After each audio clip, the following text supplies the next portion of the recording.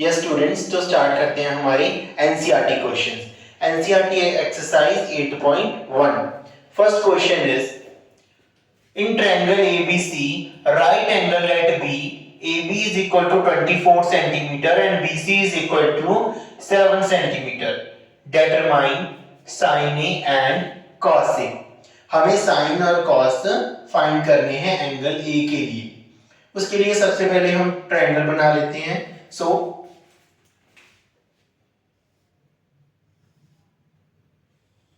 my triangle is ABC। Right angle B पे है, 90 degree angle B पे दिया हुआ है और BC है मेरे पास 7, AB है 24 सेंटीमीटर। हाँ जी, AC इज नॉट गिवन और हमें साइन ए और कॉस ए फाइंड करनी है। देखिए, जब भी आप ट्रिग्नोमेट्री रेशियोज के क्वेश्चन सॉल्व करते हैं तो तीनों साइड आपके पास पता होनी चाहिए। इसलिए सबसे पहले हम फाइंड करेंगे थर्ड साइड, जो है हमारी हाइपोटेन्यूज। ये जो हमारी साइड है, ये हमारे पास यहाँ पे हाइपोटेन्यूज है। 90 डिग्री एंगल के ऑपोजिट वाली जो साइड है वो हाइपोटेन्यूज होती है हमेशा। एंगल हमारा ये है। जब ये हमारा एंगल है तो रूल के अकॉर्डिंग जहां 90 डिग्री और एंगल दोनों होते हैं वो हमारा क्या बन जाता है, बेस बन जाता है। और जो साइड बच गई है वो हमारी परपेंडिकुलर हो गई है। By Pythagoras theorem p square plus b square is equal to h square. p square 7 square plus b square 24 square is equal to h square. 7 square 49, 24 square 576। हाँ जी, h स्क्वायर। h स्क्वायर किसके इक्वल आ गया हमारे पास, 625। इस side लिखा है x स्क्वायर, नो इशू। हाँ जी, ये स्क्वायर उधर जाके क्या बन गया, स्क्वायर रूट। और हमारे पास 625 का रूट हम पॉजिटिव लेंगे 25 सेंटीमीटर, बिकॉज हम एज अ डिस्टेंस ट्रीट कर रहे हैं। AC is a distance, distance is always positive. तो हमारे पास आ चुका है 25 सेंटीमीटर। तो AC की वैल्यू हमारे पास है 25 सेंटीमीटर। साइड आने के बाद हम फोकस करते हैं अपना एंगल के ऊपर, साइन ए एंड कॉस। हाँ जी, साइन थीटा का फॉर्मूला होता है परपेंडिकुलर अपॉन हाइपोटेन्यूज। हमें सिर्फ और सिर्फ बेस परपेंडिकुलर के तरफ ज्यादा ध्यान देना है कि बेस कौन सा है, परपेंडिकुलर कौन सा है। बार बार आपको बता रहा हूं, गलती बिल्कुल नहीं करनी कि जो इस पोजीशन में है वही परपेंडिकुलर है। नो, परपेंडिकुलर वो होता है जिसके पास एक्यूट एंगल नहीं हो। जो एक्यूट एंगल हमने लिया है वो बेस के पास होना चाहिए।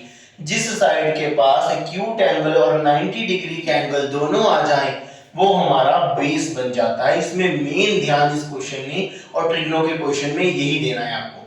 आगे देखते हैं, sine theta is equal to p by h। हाँ जी, एंगल तो हमारे पास साइन a है, p की वैल्यू हमारे पास 7 है और h की वैल्यू हमारे पास 25 है।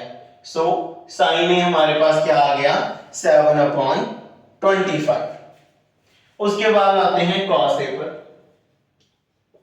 cos a का फॉर्मूला है b/h।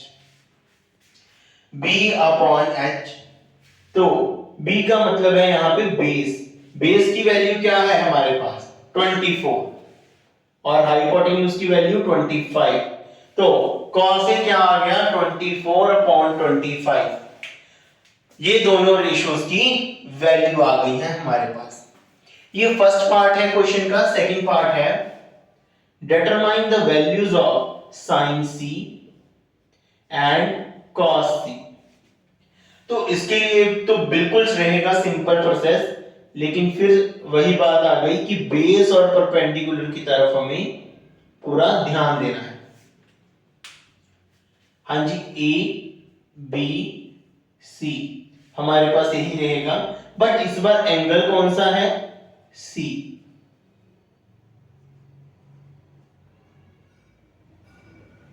एंगल हमारे पास इस बार सी आ गया है, तो बाकी सारी चीजें तो हमारे पास सेम ही रही।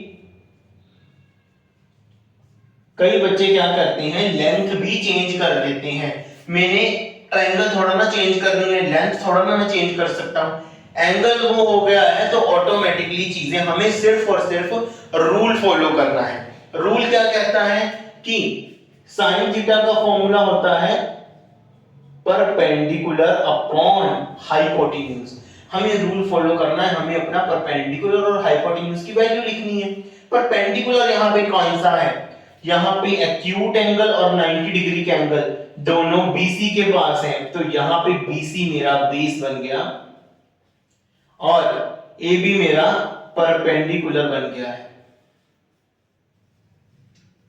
ये समझने वाली बात है। तो यहां पे एंगल क्या है? Sign C।